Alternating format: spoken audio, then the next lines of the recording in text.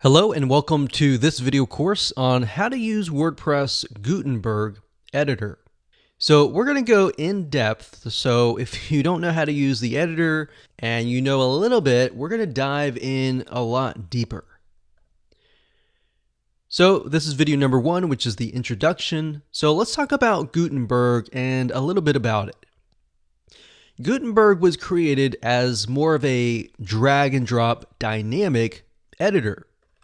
Now, there are pros and cons, so I want to make sure that you are able to see both sides. Some of the pros include the following. Number 1, it provides more screen space. Number 2, it's more dynamic with blocks. And number 3, blocks are fun to use. So when I talk about blocks, I'm talking about image blocks, audio blocks, and different types of blocks that fit different media. And we'll talk more about that in just a second. And what's cool about this is you can drag and drop them, you can move them around very, very easily. And number 4, it also works great on mobile. Now, the primary con or disadvantage is that although it's listed as beginner friendly, the reality is that it has so many options that it can get really quite confusing. And that is why we will go over most of the important areas in this video course. With that said, I'd like to give you a quick overview of what's inside this video course so you know exactly what to expect. So this is video number 1, obviously. Video number 2, we're going to give you a quick overview of the user interface. Video number 3, we're going to talk about the different types of blocks so that you're aware of the many blocks that are available to you. Video number 4, we'll talk about using the sidebar, which is on the right-hand side, that pertains to each block. And number 5, we'll talk about common blocks that are available to you. And of course, video number 6, we'll talk about formatting blocks. So as you can see here, I'm breaking it up into simplified videos. I don't want to put all of these into one video to overwhelm you. All right. So video number 7, we'll talk about layout elements.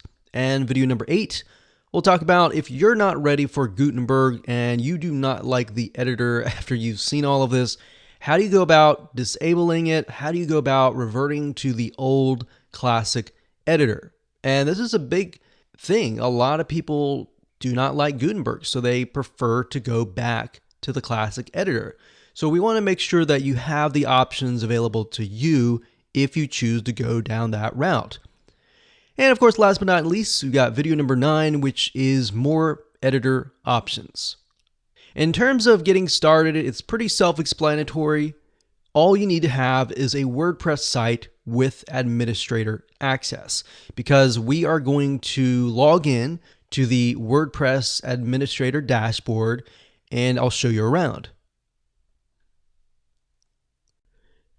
Hello and welcome back. This is video number 2, and we're going to talk about a quick overview of the user interface. So before we jump in, I want to say that it's important to give you a quick overview of the Gutenberg editor so that you know exactly what to expect. You know how everything is broken down, you know how where things are accessible and all of that. So with that said, let's go ahead and go to a WordPress dashboard and I'll show you around. Okay, so one thing I want to make note of is you should get access to a WordPress web hosting company if you are using WordPress, because as you expand and you use WordPress more, WordPress will actually become slower if you are not using a WordPress host that have their servers that are basically set up for WordPress. There is a specific web host that I highly recommend called wpxhosting.com. And this is a site that I use, and they got fantastic support. A lot of times you can email them with WordPress related questions and they'll respond. Sometimes they'll log into your account and do it for you. So without further ado, let's go ahead and log in, and I'm going to find a test site that we can use. and we'll see you in the dashboard. Okay, so here we are at the WordPress administrator dashboard. What you want to do is you want to go to a post or a page. It really doesn't matter what you use. So you can either go to posts, you can click add new, or you can go to all posts and find a post, an existing post, and edit that. It doesn't really matter. So we are going to create a post in terms of this example. And to do that, we'll click on add new. Okay, so the way things are laid out is once you have gotten in here, this right here is the Gutenberg editor.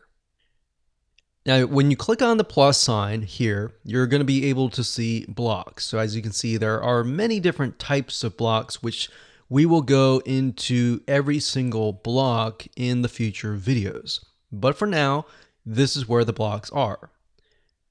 Now, you can click this here, and this will give you the content structure. So it's kind of like, if you think about it, Microsoft Word, when they tell you how many words you have, how many paragraphs you have, but in this case, how many blocks you have, and how many headings you have. So this is really great if you're wondering, okay, how many words do I have? And if you're writing an article and you're trying to stick with a certain amount of words, this is really great to have. And then of course we have this here, which is the block navigation. So as you begin to add more blocks, it will add those blocks here. So right now, as you can see, there is simply just a heading block right here. So all you have to do is type in the title. So title here, and then you can put the heading. So the title here will actually become your page title. And then the heading here will actually become your post or page.